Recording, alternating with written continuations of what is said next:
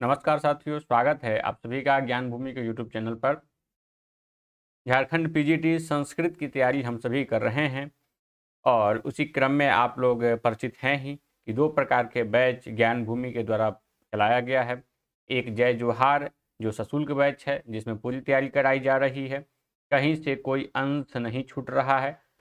किसी भी स्तर से आदमी चूक ना करे, यह प्रयास के साथ में जय जोहार पेड बैच चलाया जा रहा है। और एक जय जोहार 2.0 बैच यूट्यूब पे ऑनलाइन लाइव क्लास आप लोग देखते हैं शाम के समय में। उसमें जो जय जोहार बैच में विषय वस्तु पढ़ाया जाता है उसी का अभ्यास कराया जाता है। हालांकि पेड बैच के सामग्री को ही प्रश्नाभ्यास के रूप में प्रस्तुत किया जाता है, लेकिन वह फ्री है, वो सभी लोग उसमें जुड़ सकते हैं। तो ये दो प्रकार का बैच ज्ञान भूमि के द्वारा चलाया जा रहा है झारखंड पीजीटी के लेकर के। और इसके पहले भी जब ऐसा विज्ञापन था कि केवल झारखंड के निवासी ही भर सकते हो, भी 10वीं और 12वीं जो वहाँ से किए हैं उन्हीं के लिए वह पद निकले हुए थे। उस समय भी तैयारी कराई जा रही थी, बीच में विज्ञापन रद्द होने के चलते कुछ दिन तक अवसान था। तो आप सभी ने कमेंट के माध्यम से हमसे पूछा था कि सर पिछले बार का कट ऑफ क्या था। पिछले बार का कट ऑफ जान लेना बहुत ही महत्वपूर्ण हो जाता है आपको अपनी तैयारी के लिए रणनीति बनाने में। आप एक मानसिकता तैयार कर लेते हैं कि हमारे वर्ग में, मैं जिस वर्ग से आता हूं उस वर्ग में कितने प्रश्न किए गए थे, तो सिलेक्शन हो गया था। प्रत्येक व्यक्ति अलग अलग श्रेणी में आता है, आरक्षण श्रेणी देखी जाए तो उसमें अपने आप को सुरक्षित रखने के लिए वो सोचता है कि जितना पिछले बार प्रश्न करने पर सिलेक्शन हुआ था उससे मैं 10-5 ज़्यादा कर लूँ कि मेरा चयन सुनिश्चित हो जाए। और ये जिज्ञासा आपको अवश्य होगी कि हमारे वर्ग में या जनरल कैटेगरी में कितने प्रश्न सही करने पड़े थे। जनरल कैटेगरी इसलिए, बाद में आरक्षित वर्ग के मेरिट में आदमी चयन चाहता है, पहले तो चाहता है कि हम एकदम साफ सुथरे रहें ताकि कहीं से चयन मेरा रद्द ना हो, चयन से वंचित ना हो। इतने प्रश्न कर लें कि चयन वंचित ना हो। ठीक, तो 2017 के कट ऑफ हम लोग जानेंगे। हालांकि 2017 आप यहाँ देख रहे हैं, लेकिन परीक्षा आयोजित हुई थी 2018 में, तो 2017 का ये या 2018 विज्ञापन तो 2017 का ही था, इसलिए मैं 2017 लिखा हूँ। और नीचे लिखा है कि अपनी सफलता सुनिश्चित करने के लिए आज ही ज्ञान भूमि के जय जोहार बैच से जुड़ें। जय जोहार बैच से संबंधित मैं एक वीडियो आप लोगों को उपलब्ध कराया हूँ कि किस तरह से, क्या रणनीति के साथ में, किन किन रास्ते पर चल करके हम सभी अपनी सफलता सुनिश्चित करेंगे, वो सब मैं बताया हूँ। उसको आप देख सकते हैं और जुड़ना चाहे तो जुड़ सकते हैं। आइए देखते हैं पिछले साल का, पिछले जो परीक्षा आयोजित हुई थी उसका कट ऑफ। देखिए ऊपर झारखंड कर्मचारी चयन आयोग का पता दिया हुआ है, उसको मैं ऊपर से दिखाई देता हूँ। ये झारखंड कर्मचारी चयन आयोग, काली नगर जायबगा नामकुम रांची। आपका जब चयन हो जाएगा तो आप काउंसलिंग कराने के लिए यहीं पर जाना होगा। ठीक, ये बहुत बड़ा भवन अवस्थित है और इसी के भवन में जा करके आपको काउंसलिंग कराना होगा और उसके बाद फिर आपको विभाग से नियुक्ति पत्र जारी होगा। स्नातकोत्तर से आप आश्वस्त हैं, निश्चिंत है कि हाँ भाई पीजीटी वाला ही है ये। स्नातकोत्तर प्रशिक्षित शिक्षक प्रतियोगिता परीक्षा 2017 अंतिम चयनित अभ्यर्थी का प्राप्तांक, और वह भी प्रत्येक कोटिवार। ठीक है, कोटिवार हम लोग देखेंगे। यहाँ देख रहे हैं लिखा है झारखंड कर्मचारी चयन आयोग के विज्ञापन संख्या 10 2017, 10वें नंबर का विज्ञापन था 2017 में। यह के आलोक में आयोजित स्नातकोत्तर प्रशिक्षित शिक्षक प्रतियोगिता परीक्षा 2017 जो मुख्य परीक्षा का तात्पर्य है कि एक तो आपको प्रथम प्रश्न पत्र पास करने के लिए मात्र पूछा जाता है, 100 में 33 अंक ही लाने रहते हैं, तो वह आपका मुख्य नहीं हुआ। मुख्य जो विषय वस्तु से, विषय से, जिस विषय के आप शिक्षक बनने जा रहे हैं उस विषय से प्रश्न पूछा जाता है, उसी को यहाँ पर मुख्य बताया जा रहा है। तो उस मुख्य परीक्षा के आधार पर स्नातकोत्तर प्रशिक्षित शिक्षक संस्कृत, क्योंकि हम लोग अभी जो तैयारी कर रहे हैं संस्कृत के लिए ही कर रहे हैं और संस्कृत से संबंधित ही सारी जानकारी हम लोगों को रखनी होगी। एक एक छोटी छोटी जानकारी रखनी होगी जिससे पूरी रणनीति तैयार कर सके, अपने अध्ययन की रूपरेखा तैयार कर सके, कहीं से चूक न हो, चयन सुनिश्चित हो। तो छोटे छोटे बातों को भी आपको ध्यान रखना होगा, एक एक प्रश्नों को ध्यान रखना होगा। तो प्रशिक्षित शिक्षक संस्कृत के पद पर नियुक्ति हेतु आरक्षण कोटिवार अंतिम चयनित अभ्यर्थी का प्राप्तांक निम्नवत है। चलिए प्रारंभ करते हैं। सबसे पहला यहाँ पर देखिए कोटि लिखा हुआ है, अंतिम चयनित अभ्यर्थी का प्राप्तांक कितना था और अंतिम चयनित अभ्यर्थी की जन्म तिथि क्या है। आप लोग केवल इसको देख करके अभी मत भगिएगा, कुछ और भी विशेष इसमें मैं बताने वाला हूँ कि क्या क्या ध्यान देना है। देखिए यहाँ पर 1 2 3 4 5, ठीक, ये 5 श्रेणी यहाँ पर दिखाई गई है, 5 श्रेणी दिखाई गई है। और 5 में देखिए एक में लिखा है 280, एक में 236, 206, 166, 142 अनारक्षित, BC1 BC2 और SC और ST, ये सब तो आप लोग परिचित हैं ही। और इसमें अब देखिए अनारक्षित 280 लिखा है, तो 280 अर्थात कितना प्रश्न किया गया था कि 280, 150 प्रश्न थे। 150 प्रश्न में जो अभ्यर्थी 140 प्रश्न सही किए थे वह भी सुरक्षित नहीं थे। कहेंगे कि अभी तो आप 280 बता रहे हैं, फिर बता रहे हैं सुरक्षित नहीं थे। तो मैं बता रहा हूं कैसे वो सुरक्षित नहीं थे। 18/2/1988 लिखा हुआ है कि 18/2/1988 जिनकी जन्म तिथि थी, अर्थात 18/2/1988 के पहले जो थे और 140 प्रश्न सही किए थे 150 में, उन्हीं का चयन हुआ था जनरल कैटेगरी के अभ्यर्थियों का। और BC1 BC2 में भी बहुत ज़्यादा अंतर नहीं है, नीचे अभी हम लोग बढ़ेंगे। तो ये देख लीजिए 18/2 के बाद यदि 19/2/1988, 19/2/1989, 90, 91, 92 किसी का रहे, 88 के बाद तो चयन ही नहीं है।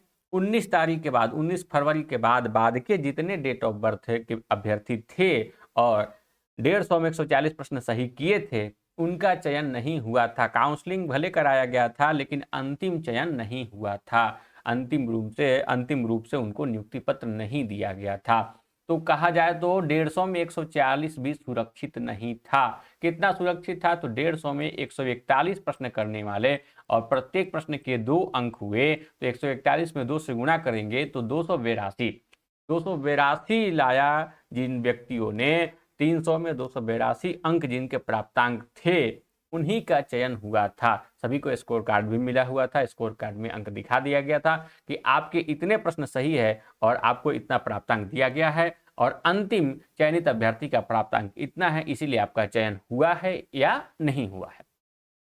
OBC में BC1 में बढ़ते हैं तो 236, ठीक।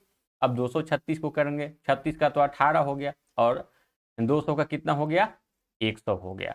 तो 118 प्रश्न OBC वाले भी 218 करके, BC1 भी 218 करके सुरक्षित नहीं थे। क्यों नहीं सुरक्षित थे? क्योंकि इनके साथ भी वही बात है, 5/1/1987 के पहले के जो अभ्यर्थी थे वो तो चयनित हो गए BC1 में 118 लाने के बाद, लेकिन 119 जो अभ्यर्थी ले आए BC1 के, वही सेलेक्ट हुए अत्यंत पिछड़ा वर्ग में। फिर BC2 में देखिए 206 है, 206 मतलब कि 103 प्रश्न है।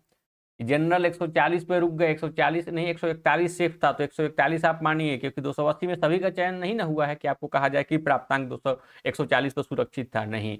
यहाँ पर भी BC1 भी जो है कि 119 है और BC2 जो है ये 103 अंक लाने के बाद भी 1990 के पहले जिनकी जन्मतिथि थी वही चयनित हुए थे। तो इनको क्या कहा जाए कि 104 प्रश्न सही करेंगे तब जाकर के चयन हुआ था। और SC में आते हैं और ST में आते हैं तो 166 अर्थात 80 और 3 83। SC के अभ्यर्थी 83 प्रश्न लाए थे। देखिए 84 वाले तो सभी का चयन हो गया, ठीक है, और 83 प्रश्न किए। जन्म तिथि यदि उनकी 5 अगस्त 1987 के पहले की थी तब वह चयनित हुए थे, नहीं तो चयनित नहीं थे। तो 84 प्रश्न लाना था SC वालों को। फिर ST में बढ़े तो 142 अर्थात 70 और 1 71, ठीक है, 71 प्रश्न जो सही किए थे और 1975 डेट ऑफ बर्थ उनका था, उसके पहले वाले 71 पर सही चयनित हुए थे, अर्थात 72 क्वेश्चन लाना था। तो देखिए 150 में अपने अपने कोटिवार देख लीजिए कि आपको किस तरह की तैयारी करनी थी। एक बार चलिए मैं सबको सही तरीके से दिखा दूं।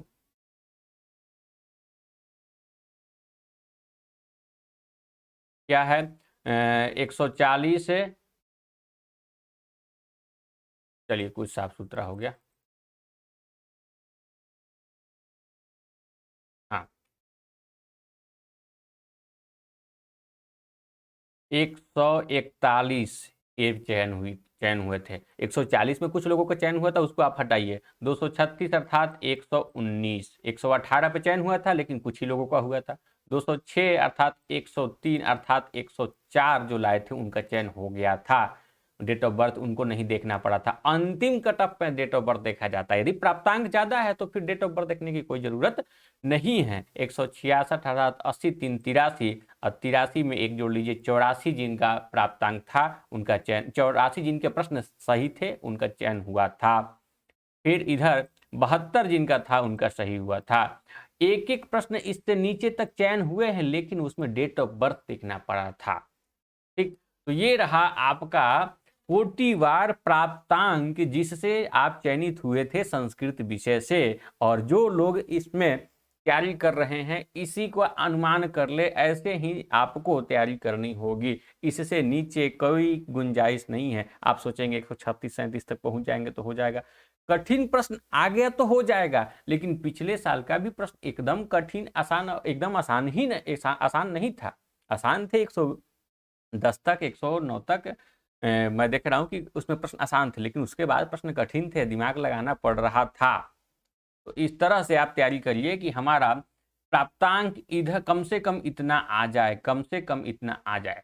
और इस प्राप्तांक की तैयारी के लिए कहीं से कोई आपको कमी महसूस होती है, अपने आप को कमजोर आंकते हैं, तो आप निसंकोच पूर्ण विश्वास करके हमसे जुड़ सकते हैं कि इतना तक पहुंचाने की गारंटी हमारी है। आपको अभ्यास करना होगा, मेहनत करना होगा। और बहुत ज़्यादा आप इस विषय में मैं नहीं कहूँगा कि आपके लिए ये ऐसा हो जाएगा वैसा हो जाएगा। तैयारी तो आप ही की करनी होगी, आपको करनी पड़ेगी, लेकिन सामग्री, माहौल ये सब देने के लिए मैं हूँ। चलिए आगे बढ़ते हैं। ये देखिए क्षैतिज आरक्षण जो है, क्षैतिज आरक्षण में दिखाया जा रहा है कि महिला के लिए रिक्ति के अनुरूप मेधा सूची में महिला अभ्यर्थी चयनित है। ठीक, रिक्ति के अनुरूप मेधा सूची में महिला अभ्यर्थी चयनित है। क्षैतिज आरक्षण जो इनको मिलना था उतना मिला है। अब दिव्यांग में क्या है, तो दृष्टि दोष 222, 222 मतलब समझ रहे हैं, 111 प्रश्न है। मुख बधिर डीडी 180 अर्थात कितना 90 प्रश्न है। 206 अर्थात 103। तो ये सब भी आप लोग देख लीजिए, ये पीडीएफ पूरा देख लीजिए ध्यान से। इसके यह बहुत कारगर होगा आपको अपनी रणनीति बनाने में। बहुत लोगों के पास ये जानकारी नहीं थी, मैं सोचा कि पहुंचा दूं। हाँ, ये एक चीज है कि जो माध्यमिक विद्यालय में कार्यरत थे उन शिक्षकों के लिए यहाँ पर कुछ बताया जा रहा है कि मेधा सूची में परीक्षा फल में सम्मिलित करने हेतु अभ्यर्थी उपलब्ध ही नहीं हुए। न्यूनतम अर्हता प्राप्त करने वाले सभी अभ्यर्थी अनारक्षित कोटि में चयनित हैं। इसका मतलब क्या हुआ, इसमें जितने भी आए थे सभी के सभी जनरल कैटेगरी में ही सम्मिलित हो गए। और मेधा सूची में ऐसा कोई अभ्यर्थी नहीं मिला कि उनको इस श्रेणी में चयन किया जाए। ठीक, 162 अंक अनारक्षित के थे। और 162 का तात्पर्य है कि 80 और 81। देखिए यदि आप हाई स्कूल के थे, यदि आप हाई स्कूल के टीचर वहां पर हैं और पीजीटी बनना चाह रहे थे, तो कहाँ अनारक्षित में, सामान्य चयन में, ओपन भर्ती में 140 पर सुरक्षित नहीं थे, 141 पर चयन होता था। और यदि हाई स्कूल के वहीं पर टीचर हैं तो केवल 81 प्रश्न कर देने पर चयन हो गया था। तो ये भी अंक देख लीजिए। तो आप लोग, मैं मानता हूं कि शायद अभी शिक्षक तो नहीं ही होंगे, टीजीटी जो शिक्षक हैं उनके लिए है। महिला क्षैतिज आरक्षण, इसमें ये जो हाई स्कूल के टीचर है उनके लिए सब है। रिक्ति के अनुरूप मेधा सूची में महिला अभ्यर्थी चयनित है। और रिक्ति का तात्पर्य है कि जितना उनको कोटा दिया जाता है। दिव्यांग दृष्टि के अधीन कोई भी अभ्यर्थी चयनित नहीं है। टीचर में जो हाई स्कूल के टीचर हैं वहां पर कोई भी चयनित नहीं था जो टीचर की भर्ती थी। टीचर के लिए जो आरक्षित श्रेणी था। लेकिन ये लिस्ट देखिए, ये सबसे महत्वपूर्ण है, प्रत्येक व्यक्ति के लिए महत्वपूर्ण है। और जो क्षैतिज आरक्षण के अनुरूप चयन चाहते हैं या चयन के पात्र हैं वो इस अंक को देख लें और ये इस अंक को देख लें। और एक प्रश्न 2 अंक का था तो 2 अंक से आप भाग कर लीजिए, आपके प्रश्न संख्या निकल आएंगे। ठीक है, और इसको भी ध्यान दीजिए, यदि आप प्रश्न संख्या निकाल लेते हैं 2 से भाग करके, तो वह नहीं, उससे कम से कम 1 ज्यादा लाने पर आपका चयन सुनिश्चित हुआ था, और ऐसा ही इस बार भी होगा। कुछ प्रश्नों की संख्या बढ़ घट सकती है, उसका ये अस्वीकार नहीं किया जा सकता कि नहीं नहीं एकदम 141 मतलब 141। हो सकता है कि प्रश्न इजी आ जाए तो 145 तक जाए, प्रश्न कठिन आ जाए तो 136, 38, 37 तक भी जा सकते हैं। लेकिन इससे आप अनुमान तो कर सकते हैं ना, पिछला प्रश्न पत्र देखिए, उससे अनुमान कीजिए कि हम कितने पानी में हैं, कितनी तैयारी हमारी है, क्या क्या तैयारी करनी बाकी है। तो ये रहा आज का बहुत ही महत्वपूर्ण आप लोगों का एक मांग था, और ये मांग भाई सही था, क्योंकि इससे आप अपने आप को मजबूत कर पाएंगे। देखेंगे कि हम कितने तैयारी अभी कर चुके हैं, कितना करना है, कितने प्रश्न तक जा सकते हैं। देखिए, घर में बैठ करके यदि आप 10 प्रश्न ज़्यादा जा रहे हैं तो परीक्षा हॉल में जा करके 10-5 प्रश्न कर कम ही मानिए अपने आप को, क्योंकि वहाँ पर कभी ऐसा होता है कि हम लोग दबाव के चलते कुछ प्रश्न, कठिन प्रश्नों को या जिसमें बहुत ज़्यादा सोचना पड़ता है, ऐसे प्रश्नों को गलती कर बैठते हैं। तो गलती कर बैठते हैं, इसके लिए एक ही रास्ता है, केवल और केवल अभ्यास। ठीक है, अभ्यास से गलती नहीं करेंगे, मॉडल पेपर हम लोग लगाएंगे, प्रश्नों को देखेंगे, प्रत्येक विषय सामग्री के प्रश्नाभ्यास भरपूर करेंगे। ये सारी शैली है जो जिस शैली से चल करके आप अपनी सफलता सुनिश्चित कर पाएंगे। ठीक है, ये जानकारी मुझे देनी थी, और ये जानकारी के साथ साथ एक जानकारी और दे ही दूं आपको कि झारखंड पीजीटी के लिए ज्ञान भूमि के द्वारा संस्कृत में चयन सुनिश्चित चाहते हैं तो जय जोहार सशुल्क बैच है, आप उससे जुड़ सकते हैं। हालांकि अभी जो प्रवेश का शुल्क रखा गया है, आपकी तैयारी की जो शुल्क रखी गई है, उसमें मिल रहा है डिस्काउंट।